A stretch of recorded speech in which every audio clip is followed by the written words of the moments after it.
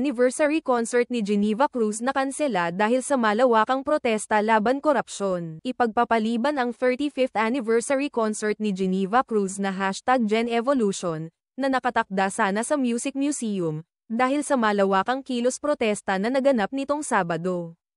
Ayon kay Geneva, payo ito ng kanyang manager na si Arnold Vegafria bilang respeto sa pambansang protesta laban sa katiwalian, kasakiman, at kawalang kakayahan ng mga lider ng pamahalaan.